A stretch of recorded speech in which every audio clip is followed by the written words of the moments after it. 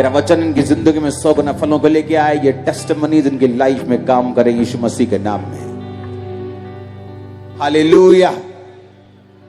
जितने काम हम पवित्र आत्मा के देख रहे हैं, एक बात हमेशा याद रखो, जो स्वर्गदूत मैंने आपको दिखाए हैं दो, बाइबल कहती है कि एक 6 उनके पंख थे, 2 से उन्होंने अपने मुंह को ढांपा था और 2 को पांव से ढांपा था। मैंने मसीह में लोगों को सेवा करते हुए देखा है, सेवा से गिरते हुए देखा है, अच्छे विश्वासी बनते हुए देखा है, फिर अच्छे विश्वासी से गिरते हुए देखा है। बात ये नहीं आप कितनी प्रार्थना कर रहे हैं, आप कितना टाइम चर्च में आ रहे हैं, आप कितनी फास्टिंग कर रहे हैं।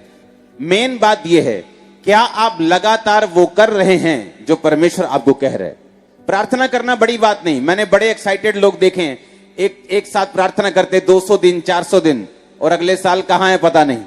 फास्टिंग करते देखा है 40 दिन रात के ड्राई फास्टिंग, और उसके बाद कहां है पता नहीं।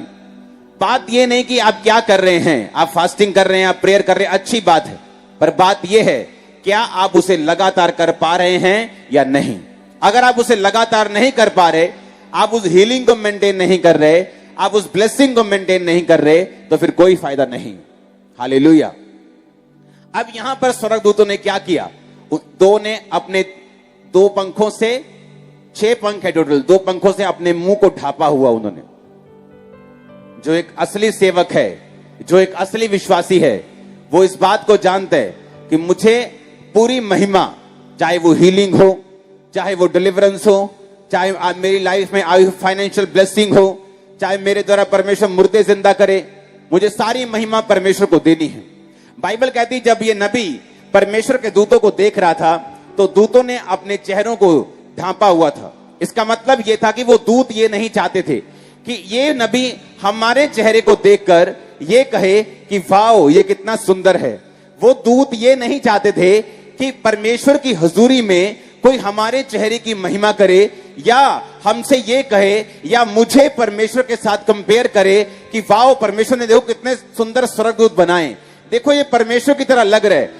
इसलिए स्वर्गदूतों ने कि वो मुझसे परमेश्वर को कंपेयर ना करे, अपने मुंह को ढांप लिया। आज दुख होता है जब मैंने लोगों को कमेंट करते हुए सुना, क्या हुआ तुम्हें, अच्छा तुम मुर्दा हो, अच्छा मेरी चर्च में आना, प्रभु तुझे हील, अच्छा तुम्हारे क्या है, तुम कैंसर है, मेरी चर्च में, मेरी चर्च, मेरे अलावा और किसी के चर्च में मत जाना। ये एक ऐसा घमंड है जिसने बड़ों बड़ों को खत्म कर दिया। मेरी चर्च, हम जब आपको इनविटेशन देते हैं, जब आपको प्रेयर माउंटेन से भी बोलते हैं कि चाहिए और एक जीवित चर्च का हिस्सा बनिए, आमीन, एक जीवित चर्च का हिस्सा बनिए। दुनिया में जहां भी रहिए एक जीवित चर्च का हिस्सा बनिए।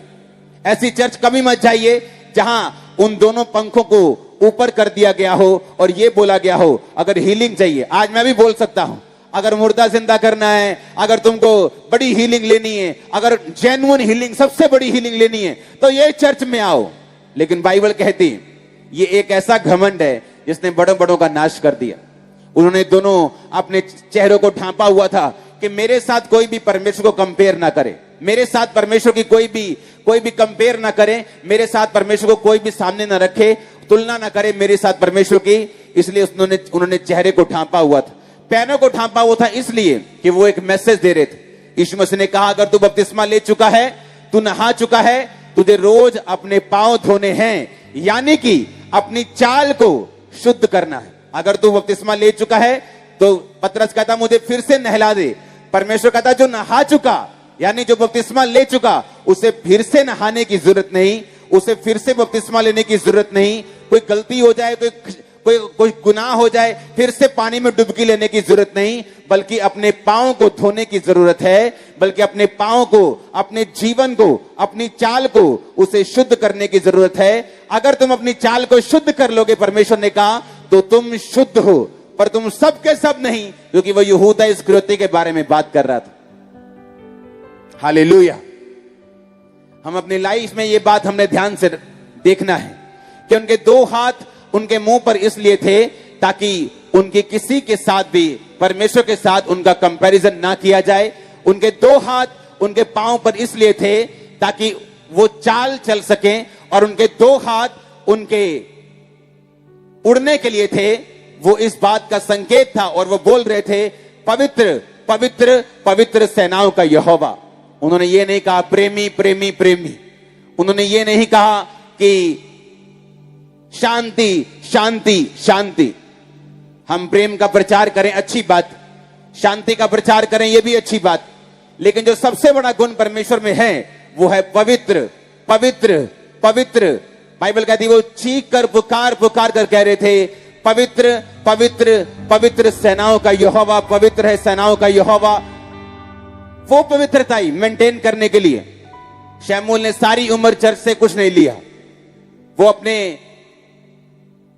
लोगों के सामने जाता रहा, अपनी इंटेग्रिटी, अपनी वफादारी के साथ। उसने बहाने नहीं बनाए कि मैं पैसा इसलिए लेता हूं, मैं इसलिए हीलिंग बेचता हूं, मेरी ये फलाना है ढमकाना है। उसने कोई बहाना नहीं बनाया। वो इंटेग्रिटी में चला, ईमानदारी में चला, वफादारी में चला। और बाइबल कहती अंत के दिन में, जिस तरह यूहन्ना कहता है कि अगर तुम्हारे मन में ये हियाव हो, अगर तुम्हारे मन में ये बात हो कि तुम दोषी नहीं हो, तो तुम जो परमेश्वर से मांगोगे तुम्हें वो मिलता है। तुम जानते हो कि तुम्हारा मन दोषी नहीं, तुम जानते हो तुमने अच्छी तरह से अपनी मसीह जिंदगी बिताई है, तुम जानते हो तुमने व्यभिचार में, तुमने चोरी में, तुमने पाप में, तुमने हत्या में जीवन नहीं बिताया। बाइबल कहती है तुम परमेश्वर के सामने जब खड़े होते हो तो परमेश्वर तुम्हारे दिल को जानता है, वो तुम्हारे हियाव को देखता है और तुम्हें ब्लेस करता है। आमीन, हालेलुया।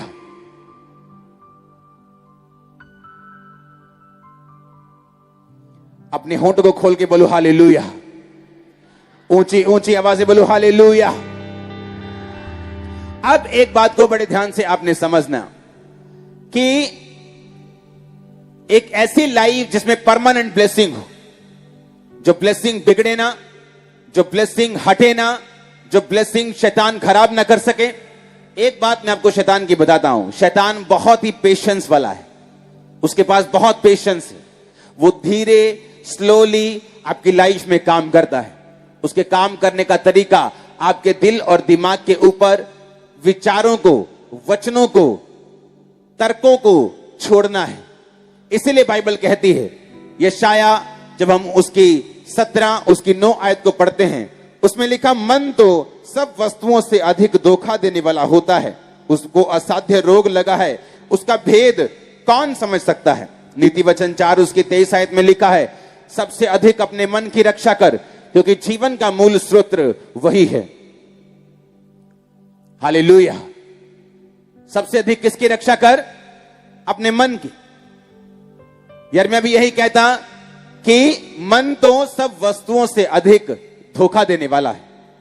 अब आपको यह बात समझनी है, शैतान का बैटलफील्ड, उसका लड़ने का स्थान आसमान नहीं, आपका दिल है, आपका मन है, जिसमें वो अपने विचारों के, अपनी चीजों के साथ, अपने तीरों के साथ आपके दिल में वो छोड़ता है।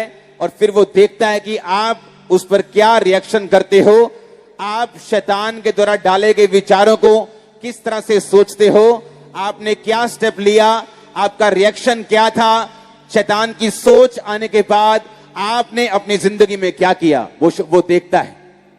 हालेलुया। अब बाइबल कहती है उसको असाध्य रोग लगा है, मन को। सबसे अधिक अपने मन की रक्षा कर, अपनी प्रॉपर्टी की नहीं, अपने परिवार की नहीं। उसने कहा सबसे अधिक अगर रक्षा करनी है तो अपने मन की कर। क्यों? क्योंकि उसी मन में शैतान आएगा। और शैतान क्या है? वो पेशेंस वाला है। वो जानता है, वो एकदम से जल्दी नहीं सोचता कि सब कुछ हो जाए। एक व्यक्ति को गिराने के लिए वो धीरे धीरे धीरे धीरे अपनी चीजों को इंट्रोड्यूस करता है कि नहीं ये पाप नहीं है, थोड़ी सी पीना पाप नहीं है, थोड़ी सी कमीशनखोरी पाप नहीं है, थोड़ी सी चोरी पाप नहीं है, ये थोड़ा सा ये पाप नहीं है, ये थोड़ी सी फ्रेंडशिप पाप नहीं है, ये थोड़ा सा। धीरे धीरे धीरे वो एकदम से आपको नहीं गिराता, डे बाय डे वो आपको इंट्रोड्यूस करता है अपनी चीजों के साथ। बाइबल कहती है जब उसने हवा को गिराया, एकदम से नहीं गिराया, एकदम से वो हवा के सामने प्रकट नहीं हो गया कि हवा आज तुझे मेरी बात सुननी है, ये फल खाना है। वो रोज उसके पास जाता था, रोज धीरे धीरे, कि ये परमेश्वर जो कर रहा है ना, ये वाली चीज इतनी अच्छी नहीं। अगर परमेश्वर होता ना तो ऐसा नहीं होता। अगर परमेश्वर सच्चा होता, अगर परमेश्वर ये होता, क्वेश्चन के साथ और अपनी चीजों के साथ वो रोज आपके दिमाग में आने की कोशिश करता है। और एक बात, शैतान बहुत पेशेंस रखता है, बहुत पेशेंस रखता है। वो बहुत पेशेंट बहुत धीरजवंत है।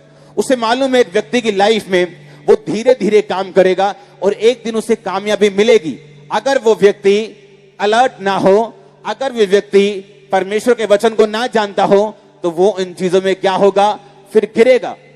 बहुत से लोग खड़े हुए, बहुत से लोग गिर गए, बहुत से विश्वासी खड़े हुए, बहुत से विश्वासी गिर गए, बहुत से नबी खड़े हुए, बहुत से मर गए। कारण क्या था? आप गिफ्ट ले सकते हैं, आप हीलिंग ले सकते हैं, आप प्रभु से ब्लेसिंग ले सकते हैं, लेकिन मेंटेनेंस उसकी करना वो वचन के बिना आप अपनी लाइफ में नहीं कर सकते।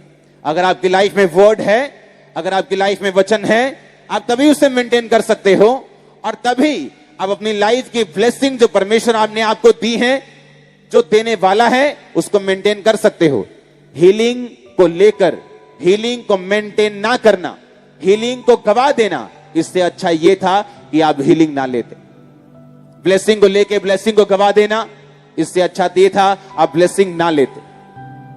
परमेश्वर ने कहा दुष्ट आत्माओं से छुटकारा पाने के बाद अपनी जिंदगी ना बदलना, फिर से 7 और बुरी दुष्ट आत्मा को इनवाइट करने के बराबर है, जब वो दुष्ट आत्मा उस व्यक्ति को सूना, झाड़ा, बुहारा, यानी फिर से दुष्ट आत्मा के कब्जा करने के काबिल समझती है।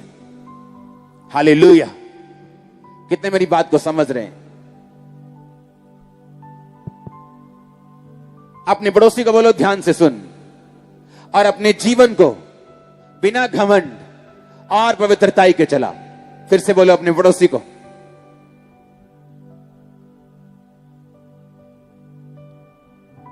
आमीन। हमें यह बात ध्यान से रखना है, दिमाग में रखनी है। कलीसिया में आज कितने तरह के लोग हैं। जिस तरह दाऊद और गोलियत लड़ा, तो जैसे दाऊद के जैसे अनॉइंटेड पर अनप्रोफेशनल, दूसरा शाउल के जैसे एक्स अनॉइंटेड जो कभी अनॉइंटेड थे, तीसरा शाउल की आर्मी की तरह प्रोफेशनल तो हैं पर अनॉइंटेड नहीं, चौथा गोलियत की तरह जो एंटी अनॉइंटेड हैं, जो मसीह के खिलाफ चलते हैं। बाइबल कहती है कि जब दाऊद अपने पिता की ओर से खाना लेके आया अपने भाइयों को देने के लिए, और जब उसने सुना कि गोलियत इजराइल की सेना को गालियां निकाल रहा है और परमेश्वर के नाम को कोस रहा है, उसने कहा तुम लोगों की गैरत कहां पे है, तुम इसको मार नहीं सकते क्या? लेकिन जो एक्स अनॉइंटेड था, क्योंकि वो अभिषेक शाउल पर से उठ चुका था, वो भी डर रहा था। जो प्रोफेशनल लोग थे वो भी डर रहे थे, उसकी आर्मी प्रोफेशनल थी, अनॉइंटेड नहीं थी, वो भी डर रही थी। लेकिन दाऊद जो था वो प्रोफेशनल नहीं था। जब परमेश्वर आपको मसा करता है, वो आपको जब अनॉइंट करता है, जब वो आपको अपनी ताकत देता है गोलियत को मारने के लिए, वो नहीं देखता कि कौन से प्रोफेशनल, कौन से एक्स अनॉइंटेड, कौन से लोग आपके सामने खड़े हैं। जब वो आपको ऊंचा करने पे आता है, वो आपको करता है अगर आपकी लाइफ में ये अभिषेक हो तो। अब अगर दाऊद की जिंदगी आप ध्यान से देखें, वो भी इसी तरह का इंसान था। परमेश्वर पे भरोसा रखने वाला, अपनी महिमा ना करने वाला, अपने पाप के बहाने ना बनाने वाला, सारी महिमा, इज्जत और जलाल परमेश्वर को देने वाला, अपनी जिंदगी को शुद्धता से रखने वाला वो दाऊद था। जब उसने पाप किया, उसकी हड्डियों में बेचैनी आई, बीमारियां आई, मुसीबतें आई। एक भी बार उसने प्रभु से नहीं कहा कि परमेश्वर मेरी बीमारी को दूर कर, मेरी मुसीबत को दूर कर। उसने कहा परमेश्वर मुझे शुद्ध कर, मुझे फिर से आत्मा दे, अपनी आत्मा को मुझसे अलग ना कर, अपना उद्धार मुझे फिर से दे, उदार आत्मा दे के मुझे संभाल, ताकि मैं पापियों को तेरा मार्ग सिखा सकूं। दाऊद को यह बात मालूम थी, ये उसका सीक्रेट था कि शुद्धता में चलना, पवित्रताई में चलना, ये मेरी लाइफ का सीक्रेट है। आमीन। बाइबल कहती है जब परमेश्वर आपसे कांटेक्ट करता है, वो आपकी आत्मा के जरिए करता है, वो आपकी आत्मा से बात करता है। जब वो आपकी आत्मा से बात करता है, आपकी अगुवाई करता है, आपको मालूम होता है मुझे क्या करना है, अपने बच्चे के लिए क्या करना है, मुझे अपने फाइनेंस के लिए कैसे चलना है, मुझे अपनी सेवकाई को कैसे चलाना है, मुझे अपने सिस्टम को कैसे चलाना है। परमेश्वर इस तरह से आपकी लाइफ में आपकी आत्मा से बात करके आपकी अगुवाई करते हैं।